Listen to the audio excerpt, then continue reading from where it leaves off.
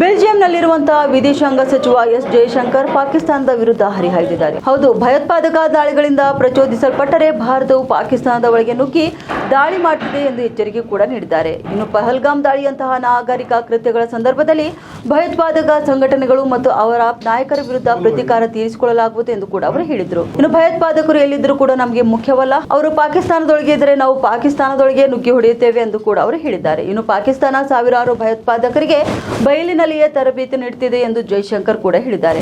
ಏಪ್ರಿಲ್ನಲ್ಲಿ ಭಾರತದಲ್ಲಿ ಮಾಡಿದಂತಹ ಆ ರೀತಿಯ ಅನಾಗರಿಕ ಕೃತ್ಯಗಳು ನೀವು ಮುಂದುವರಿಸಿದ್ರೆ ಅದಕ್ಕೆ ಪ್ರತೀಕಾರ ಇದ್ದೇ ಇರುತ್ತೆ. ಆ ಪ್ರತೀಕಾರವು ಭಯೋತ್ಪಾದಕ ಸಂಘಟನೆಗಳು ಮತ್ತು ಭಯೋತ್ಪಾದಕ ನಾಯಕತ್ವದ ವಿರುದ್ಧ ಇರುತ್ತದೆ ಎಂದು ಜೈಶಂಕರ್ ಎಚ್ಚರಿಕೆ ನೀಡಿದ್ದಾರೆ. ಇನ್ನು ಏಪ್ರಿಲ್ 22ರಂದು 26 ಜೀವಗಳನ್ನು ಬಲಿ ಪಡೆದ ಪಹಲ್ಗಾಮ್ ಭಯೋತ್ಪಾದಕ ದಾಳಿಯ ನಂತರ ಭಾರತ ಮತ್ತು ಪಾಕಿಸ್ತಾನದ ನಡುವಿನ ಉದ್ವಿಗ್ನತೆ ಹೆಚ್ಚಾಗಿರುವ ಸಂದರ್ಭದಲ್ಲೇ ವಿದೇಶಾಂಗ ಸಚಿವಾಲಯದಿಂದ ಈ ಹೇಳಿಕೆ ಕೂಡ ಬಂದಿದೆ.